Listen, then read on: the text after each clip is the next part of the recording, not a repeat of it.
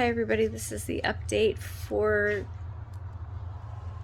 the 11th, I think, June 11th, for the morning visit. I was a little late at getting the update because I needed to go and get some things from the store and a printer cable, try to find such a thing. So I went this morning and they said no changes, but then they had upped his sedation on the, not on the propofol, but on the midazolam and Versed, because he was breathing, I guess, against the respirator during the night. And I noted that when I left, he was actually taking like deep breaths and his lung volumes were large. I did a Reiki session and, to try to just release some of the stuff, because you could feel the rubs in there, and like one of the nurses said this morning, you could hear crackles on auscultation, meaning listening with the stethoscope, and crackles means like you can hear the junk that's in there when the air is trying to pass through. So they did up his sedation and then decided they were going to do the bronch. So that happened around noon. And I've yet to go back for my afternoon visit. But I'm going back there pretty quick just to see how things went, because I thought, they give him, I think, a bit of extra propofol and stuff.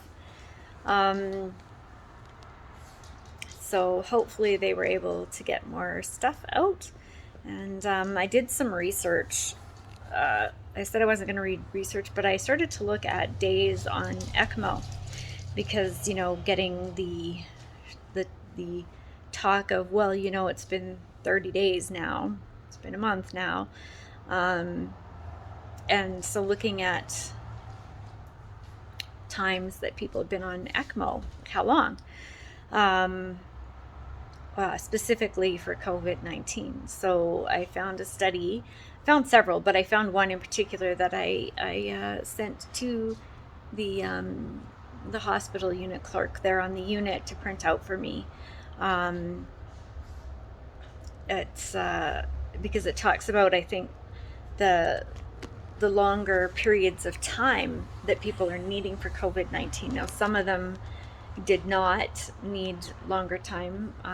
Some were under 2 weeks, but some were well over, I think, even up to like 49 days or something like that. And where they were saying that, sorry, there's always a call coming through when I try to do this. Anyway, so the study was saying that actually people that were on longer, out of the number, and I can't remember the number of patients, it wasn't a super large number, but it was a Canadian study, I think, that I think, I can't remember the total number, but the larger number of people that survived were actually on longer. Not that, I mean, you don't want to be on ECMO for a long period of time, but just that out of the grouping, more than half of the people that survived had been on ECMO for longer than 28 days. So I don't know. I plan on, when I get that spiel again, I'm going to arm myself with lots of